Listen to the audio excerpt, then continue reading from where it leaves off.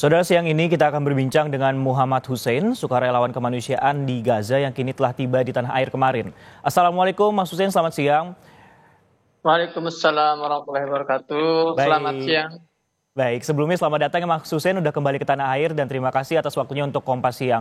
Nah, Mas Hussein langsung saja, boleh mungkin diceritakan pengalaman Anda saat evakuasi, tadi juga sempat disebutkan dan kami dapat informasi bahwa untuk masuk ke list evakuasinya ini cukup sulit itu untuk mendaftarnya. Mungkin bisa diceritakan bagaimana kemudian perjalanannya sehingga mendapatkan listnya terlebih dahulu Mas Hussein. Ya, jadi yang berwenang dalam berkoordinasi seputar memasukkan nama ke dalam daftar WNA yang boleh melintas itu adalah pihak pemerintah. Jadi saya tidak ada campur tangan sama sekali. Dan saya menyerahkan semuanya kepada Kemenlu untuk terus berunding dan berdiskusi dengan pihak-pihak terkait. Jadi untuk masuk ke dalam list warga negara asing itu memerlukan kesepakatan beberapa pihak. Saya tidak hanya pihak Mesir saja sebagai otoritas yang mengendalikan pintu Rafah, tapi ada pihak Zionis Israel juga, ada juga pihak Gaza, dan memang itu yang membuat sulitnya nama kami masuk ke dalam list, apalagi juga daftar WNA yang mau keluar Gaza itu kan hampir menyentuh angka 7.000. Dan itu dalam kondisi normal saja itu sulit keluar, apalagi dalam kondisi perang seperti ini. Dan juga perlu dipahami bahwa dalam proses birokrasi di pintu Rafah ini tidak mudah karena pintu Rafah ini tidak dibuka secara rutin. Ya, mereka dibuka itu biasanya seminggu 4 kali atau seminggu 5 kali. Dan ketika dibuka pun tidak 24 jam, hanya beberapa jam, dari jam 10 pagi sampai jam 3 sore. Itulah kenapa rada sulit ya untuk bisa memasukkan nama kami ke dalam daftar. Baik, Mas Hussein, ini kan memasukkan namanya ini kan juga ibaratnya istilah kata ini seperti berebut dengan 7.000 orang dan pintunya ini tidak terbuka setiap waktu selama 24 jam. Ini waktu itu Mas Hussein dengan keluarganya sendiri sudah berapa lama untuk memasukkan namanya ke list akhirnya bisa kemudian diterima atau di ACC? Proses wacana evakuasi itu sudah ada sejak tanggal 12 Oktober. Ya, sekali lagi 12 Oktober kita sudah bergerak, ya sudah pernah bergerak, namun hanya sampai pertengahan jalan, tapi kita tidak lanjutkan.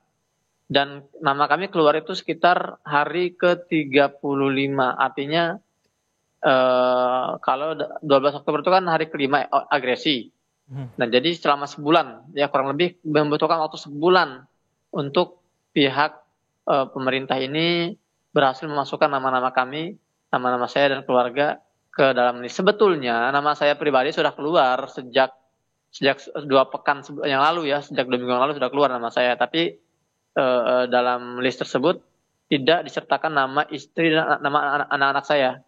Dan saya sudah diberikan opsi sebetulnya oleh pihak pemerintah Gaza di border itu, di perbatasan, untuk saya melintas lebih dahulu, adapun keluarga nanti nyusul. Tapi kan nggak mungkin saya meninggalkan mereka dalam kondisi perang seperti ini dan membiarkan mereka hidup ya di tengah gedentuman bom sementara saya harus keluar. Maka saya memutuskan untuk stay di Gaza. Saya memilih di Gaza sampai nama-nama keluarga saya semua masuk dalam list.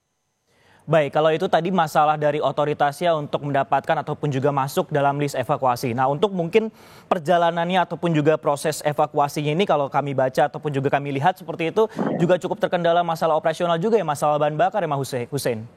Iya, bukan hanya bahan bakar. Jalur yang kami lalui ini jalur yang sangat berbahaya, jalur merah.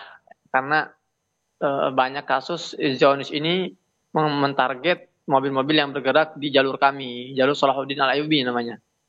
Dan itu juga satu resiko tersendiri kan.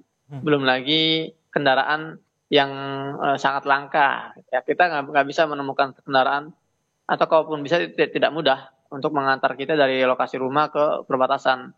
Karena jarak yang lumayan jauh dan juga tidak ada bahan bakar itu. Kalau mobil yang akhirnya mengantarkan saya itu karena memang itu sahabat saya dan dia orangnya memang tidak khawatir, dia berani ambil risiko gitu kan. Dan dia juga mengganti bahan bakar bensinnya dengan minyak goreng, meskipun itu akan merusak ya mesin mobil dia, tapi bagi dia itu hal yang biasa karena kondisi seperti ini semua juga harus berkorban. Baik, kondisinya cukup sulit baik untuk melakukan proses evakuasi ataupun juga menuju ke proses evakuasi, ada bahan bakar juga kendaraan yang harus melewati jalur merah. Nah, mungkin terakhir sebelum kemudian berhasil dievakuasi nih Mas Hussein bersama keluarga, mungkin boleh digambarkan kepada kami kondisi perang saat Anda masih di Gaza itu seperti apa?